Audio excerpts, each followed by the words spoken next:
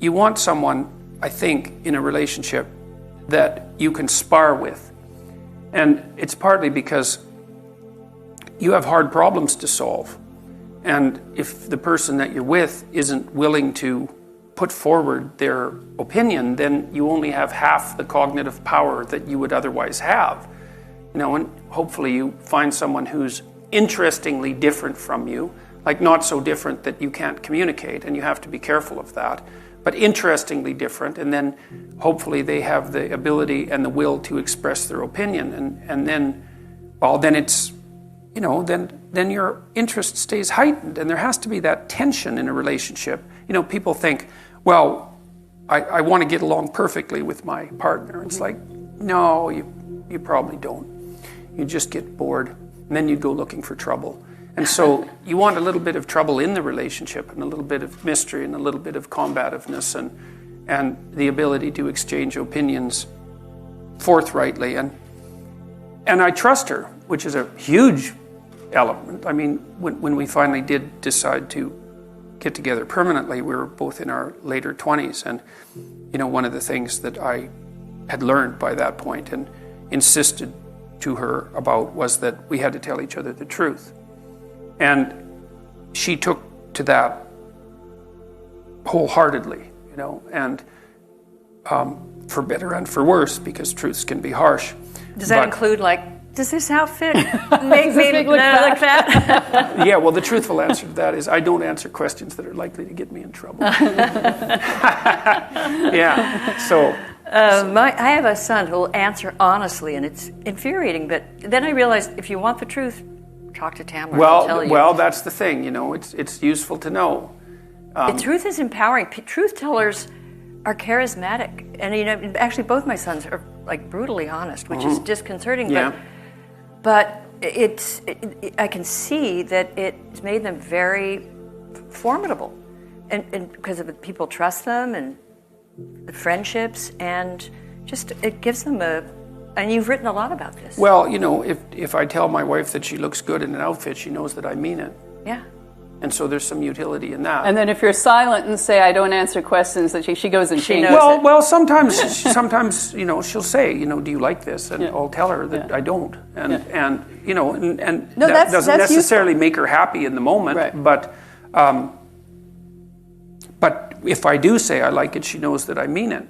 And, I actually like her sense of style a lot. So it turns out that 90% of the time it's pretty easy for me to say, look, I think you look great, and mean it. Mm-hmm. And, she's a fairly harsh standard bearer too. She's insisted that I stay in whatever reasonable physical shape I happen to be in. That was something that she's very demanding of. And I would say that it's the same from my side.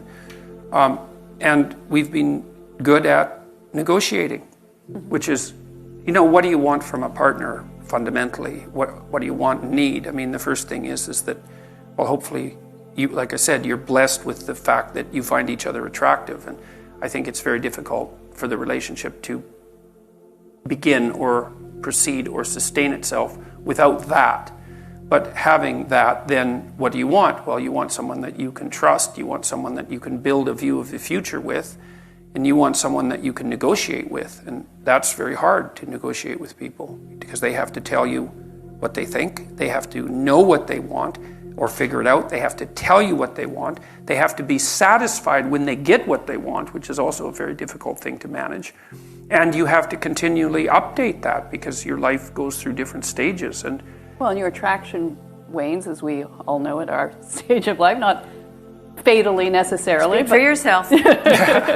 but you will go. I mean, you will not be 25 forever. So that has to be renegotiated. Yeah, and you have to work at that too, right. And that's something that people also don't understand because they tend to think that all romantic interaction should be spontaneous. It's like, well, if that's your theory, then you might as well just give up right now if you're going to get married, because the only reason you can think that is because you don't have enough responsibility to make romantic entanglement virtually impossible. And what happens when you're married, especially when you have little kids, is that, and you both have a job, let's say, is you're so busy that the probability that you're going to find time for spontaneous mutual interaction decreases to zero.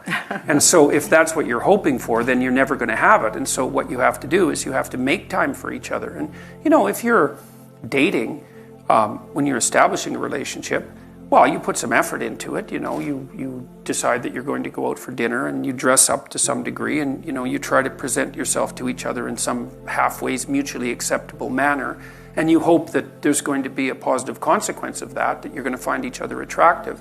But then people somehow think that once they're married that the same amount of effort isn't necessary, and that's wrong. I would say more effort is necessary on the same front, and you have to think it through. It's like, if you don't want to be bitter about the intimate element of your relationship, how much time do you have to spend together each week? And my rule of thumb, sort of derived from clinical observations, is that you need to spend 90 minutes a week with your partner talking. And that means you're telling each other about your life and staying in touch, so that you each know what the other is up to. And you're discussing what needs to be done to keep the household running smoothly, and you're laying out some mutually acceptable vision of how the next week or the next months are going to go together, right? So that keeps your narratives locked together like the strands in a rope. You need that for 90 minutes or you drift apart. And you need to spend intimate time together at least once a week, and probably more like twice. And that has to be negotiated. And if you don't negotiate it, and if you don't make it a priority, then it won't happen in all likelihood. And then, well, then you don't have it. And that's a catastrophe, because there's not that many things in life that are, intrinsically, what would you say, engaging and meaningful and pleasurable and also bonding, all of that. And if you let that go, then, well, part of you dies and part of the relationship dies. And, well, then there's always the possibility of becoming attracted by alternative entanglements, which you would do if you had any spirit left. Right? I mean, that's the thing, is if your relationship at home is entirely unsatisfying sexually, what are you supposed to do with that? Nothing? You're supposed to just bear it? I mean, in one way, the answer is yes, because it's your marriage. But another way is, well, what, that's all the fight you've got in you? You're going to just let the erotic element of your life die and accept everything that goes along with that because you're not willing to cause a bit of trouble to ensure that it's maintained? And and we're not very good at thinking these things through consciously. And people are bad at negotiating, period, as far as I can tell, but they're particularly bad at negotiating things that are deeply private. How much do you want your partner to know about you anyways?